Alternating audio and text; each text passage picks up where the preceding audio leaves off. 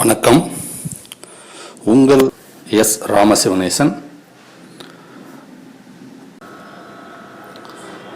இந்த தியானக்கலையை super star Rajinikanth, பிரதம மந்திரி மோடி, இப்படி பல தலைவர்களும் பயன்படுத்தி வெற்றி கண்டுள்ளனர். ஒரு மனிதனுடைய உயர்வுக்கு தியானம், பிராணாயாமம் மிக்க உயர்ந்த வழிகளில் வழிகாட்டக்கூடியது.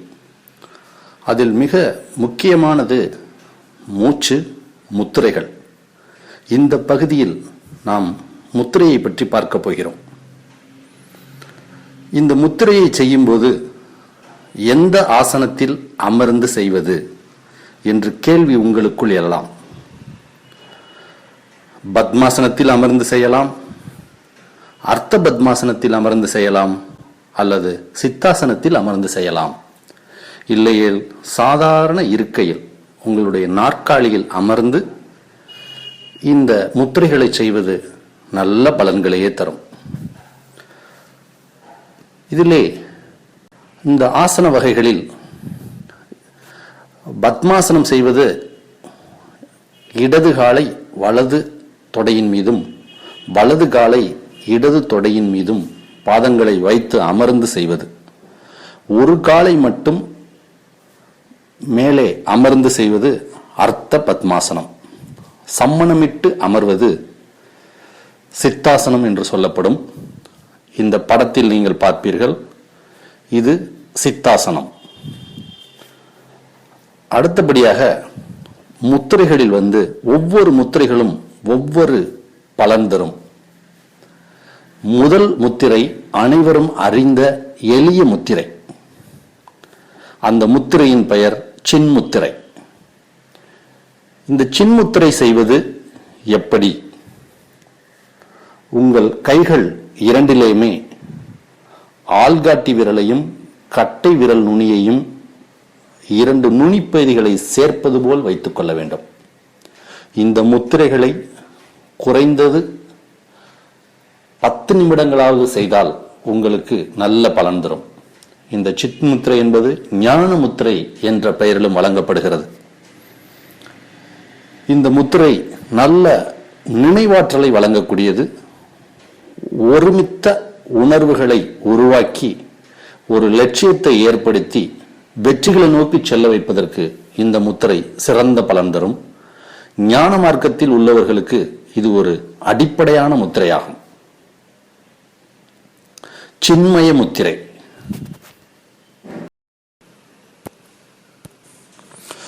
சின்மய முத்திரை. சின்முத்திரையில் நீட்டிக்கொண்டிருந்த அந்த 3 விரல்களையும் உள்ளங்கை நோக்கி உள்புறமாக வளைத்து மூடி வைத்துக் கொள்வது. இந்த சின்மய முத்திரை என்பது உங்களுக்கு மிக்க நிதானத்தை தரக்கூடியது. பல பேர் அவசரக்காரர்களாகவும் பதட்டத்துடன் செயல்பட்டு கொண்டிருப்பார்கள். அவர்களுக்கு இந்த முத்திரை அற்புதமான பலன் தரும். இந்த சின்முத்திரை ஆழ்மனத்தோடு மிகவும் தொடர்புடையது. ஆழ்மன பயிற்சி செய்பவர்கள் இந்த முத்திரையை பயன்படுத்துவது வழக்கம். ஆல்பா நிலைக்கு செல்வதற்கு இந்த முத்திரை அற்புதமாக உங்களுக்கு உதவி செய்யும். அடுத்தபடியாக ஆதி முத்திரை. இந்த முத்திரைக்கு பெயர் வந்ததற்கு காரணமே, ஒரு குழந்தை தாயின் வயிற்றில் இருக்கும்போது கைகளை வைத்துக்கொண்ட அமைப்பு முறை இப்படிதான் இருக்கும். அதனால்தான் இதற்கு ஆதி முத்திரை என்று பெயர். இது பொதுவாக ஒரு மனிதனுக்கு அலட்சிய போக்கு உள்ளவர்களுக்கு அடக்கத்தை தரக்கூடியது. தேவையில்லாதவற்றில் மூக்கை நுழைத்து பிரச்சனைகளை சம்பாதித்துக் கொள்பவர்களுக்கும் இந்த முத்திரையை அதிகமாக பயன்படுத்தினால் அற்புதமான பலன்களை பெற முடியும். அடுத்த முத்திரைகளில் மிருகி முத்திரை. மிருகி முத்திரை என்பது மானை போல் தோற்றமளிக்கக்கூடியது. அதனாலே இதற்கு மிருகி முத்திரை என்று பெயர். இது ரஜினிகாந்த் அவர்கள் பாபா படத்தில் கூட இந்த முத்திரையை பயன்படுத்தி இருப்பார்கள். இது யாகங்கள் செய்யும் போது இந்த முத்திரையை பயன்படுத்துவதுண்டு. யாகத்தில் சமித்துக்களை போடும்போது இந்த முத்திரையை வைப்பது வழக்கம். அதேபோல ஒருவர் உண்ட உணவிலே கீரை, அதிகமான காய்கறிகள் உண்டுவிட்டு ஜீரணிக்க இயலாதிருக்கும் போது இந்த முத்திரையை நீங்கள் பயன்படுத்தினால் நல்ல ஜீரண சக்தியை கூட இந்த முத்திரையால் பெற முடியும். சம்ஹி முத்திரை. இந்த முத்திரை என்பது ஒரு அன்னப்பறவையைப் போல் இருப்பதால் இதற்கு சம்ஹி முத்திரை என்று பெயர். இந்த சம்ஹி முத்திரை யாகங்களில் சமித்துக்களை சமர்ப்பிக்கும் போது இந்த முத்திரையை பயன்படுத்துவது உண்டு. இதை நாம் நடைமுறை வாழ்க்கையிலே சில பயறு வகைகள் என்று சொல்லக்கூடிய மொச்சை, தட்டாம்பயிறு போன்ற பயறு வகைகள் ஜீரணிக்க இயலாது இருக்கும்போது கூட நீங்கள் வயிறு சரியற்று இருக்கும்போது ஜீரண சக்தி இந்த உணவை உட்கொண்டு இருக்கும் முத்திரைகளில் சீகரி முத்திரை என்பது முக்கியமாக யாகங்களில் பயன்படுத்தப்படும். சர்க்கரை பொங்கல் போன்ற அன்ன சம்பந்தமான விஷயங்களை சமர்ப்பிக்கும் போது இந்த முத்திரைகளை பயன்படுத்துவது வழக்கம். பொதுவாக இந்த முத்திரை குருமுகமாக சில விஷயங்களுக்கு பயன்படுத்தி கொள்ளலாம். தாங்களாக பயன்படுத்துபவர்கள் ஒரு 10 நிமிடங்கள் உணவு சரியாமல் இருக்கும்போது கூட இந்த முத்திரையை வைத்து கொண்டால் நல்ல ஜீரண ஆற்றலை பெருக்க முடியும். மாவு பண்டங்களை சாப்பிட்டுவிட்டு ஜீரணிக்க இயலாதவர்களுக்கு ஒரு 10 நிமிடம் இந்த சீகரி முத்திரையில் இருந்தீர்களானால் நல்ல ஜீரண சக்தியை பெறுவீர்கள். முத்திரைகள் ஞான மார்க்கத்திற்கும் யோக மார்க்கத்திற்கு மட்டுமல்ல, உங்கள் ஆரோக்கியத்திற்கும் நல்ல பலன் தர வல்லது. முத்திரைகளில் பஞ்சபூத முத்திரைகள். இந்த பஞ்சபூத முத்திரைகளில் நிலம், நீர், நெருப்பு, காற்று, ஆகாயம், இதுவே பஞ்சபூதங்கள். இந்த பஞ்சபூதங்கள் நம் உடலிலும் உள்ளது, அண்டத்தில் உள்ளதே பிண்டத்திலும் உள்ளது என்பர் ஞானிகள். ஆதலால் இவ்வுலகில் உள்ள அனைத்து பொருள்களுமே பஞ்சபூதங்களால் ஆனது. இந்த பஞ்சபூதங்களை உடலிலே குறைத்தல், கூட்டுதல், நிலைப்படுத்துதல் என்று 3 வகை உண்டு. இதிலே பார்த்தீர்களானால் ஜல நீசமுத்ரா அல்லது ஜல சூனிய முத்ரா என்று சொல்லப்படும். இந்த முத்திரையானது உங்களது சுண்டு விரலை மடக்கி கட்டை விரலால் அமுத்தி பிடித்துக் கொள்ள வேண்டும். இது ஒரு 10 நிமிடங்கள் நீங்கள் செய்யலாம். பிருத்திவி சூன்ய முத்திரை என்பது உங்களுடைய மோதிர விரலை அழுத்தி கட்டை விரலால் பிடித்துக் கொள்வது. ஆகாய முத்திரை. அந்த ஆகாய முத்திரை என்பது நடுவிரலை அழுத்தி பிடித்துக் கொள்வது. இது ஆகாய சூன்ய முத்திரை. ஆள்காட்டி விரலை அழுத்தி கட்டை விரலால் பிடித்துக் கொள்வது வாயு சூன்ய முத்திரை அல்லது வாயு நீச முத்திரை. கட்டை விரலை உள்புறமாக அழுத்தி ஆள்காட்டி விரலால் பிடித்துக் கொள்வது அக்னி சூன்ய முத்திரை. இப்போது இந்த பஞ்சபூதங்களில் பார்த்த இந்த சூன்ய முத்திரைகள் உங்களுக்கு உடலிலே அந்த பஞ்சபூதங்கள் கூடும்போது, சில சமநிலையற்ற தன்மை வரும்போது அதை குறைத்துக் கொள்வதற்கு பயன்படும். மற்றும் குருமுகமாக நீங்கள் பல விஷயங்களில் பயன்படுத்தலாம். ஜல உச்சமுத்திரை என்பது உடலிலே ஜலத்திற்கான தன்மையை ஊக்குவித்து பெருக்குவது.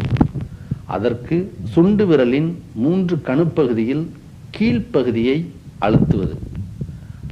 கட்டை விரலால் சுண்டு விரலின் 3 கணுப்பகுதியில் கீழ்ப்பகுதியை அழுத்துவது ஜல உச்சமுத்ரா. பிருத்திவி உச்சமுத்ரா மோதிர விரலின் 3 கணுக்களில் கீழ் உள்ள கணுவில் கட்டை விரலால் அழுத்துவது. ஆகாய உச்சமுத்ரா 3 கணுப்பகுதிகளில் 3வது கணுவின் கீழ்ப்பகுதியை கட்டை விரலால் அழுத்துவது. வாயு உச்சமுத்ரா ஆள்காட்டி விரலின் 3 கணுப்பகுதியில் கீழ்ப்பகுதியை கட்டை விரலால் அழுத்துவது. அக்னி உச்சமுத்ரா உங்களது கட்டை விரலின் கீழ்ப்பகுதியை ஆள்காட்டி விரலை கொண்டு அழுத்துவது. இது உங்களுக்கு இந்த பஞ்சபூதங்களின் சக்தியை உடலிலே அதிகபட்சமாக ஆக்சிலரேஷன் உயர்த்தும், அதிகப்படியாக பெருக்கும். இதை குறுமுகமாக இன்னும் சிறப்பாக அறிந்து நீங்கள் பயன்படுத்தி பல வழிகளில் வெல்லலாம். ஜல சமமுத்ரா. சில நேரங்களில் பஞ்சபூதங்களின் தத்துவம் சில குறிப்பிட்ட விஷயங்களுக்காகவும் கூடுதலாகவோ குறைதலாகவோ தேவைப்படுத்தும் போது முன் சொன்ன முத்திரைகளை பயன்படுத்தலாம். சமப்படுத்துவதற்கு ஜல சமமுத்ரா. சுண்டு விரலின் மேல் கணுப்பகுதியை கட்டை விரலால் அழுத்துதல். பிருத்திவி சமமுத்ரா மோதிர விரலை கட்டை விரலால் மேற்பகுதியை அழுத்துதல். ஆகாய சமமுத்ரா நடுவிரல் என்ற உயர்ந்த விரலின் மேல் கணுப்பகுதியை கட்டை விரலால் அழுத்துவது. வாயு சமமுத்ரா கட்டை விரலால் ஆள்காட்டி விரலின் முதல் கணு மேல் பகுதியை அழுத்துவது. அக்னி சமமுத்ரா கட்டை விரலின் மேல் பகுதியை ஆள்காட்டி விரலை கொண்டு அழுத்துவது. இது பஞ்சபூதங்களை நிலைப்படுத்தும், உடலிலே சமப்படுத்தும். இது அற்புதமான முத்திரைகள். முத்திரைகள் நம் உடலுக்குள்ளும் சக்தியை பெருக்க வல்லது. இந்த பிரபஞ்சத்திற்கும் நாம் தொடர்பு கொள்ள அற்புத பலனளிக்கும்.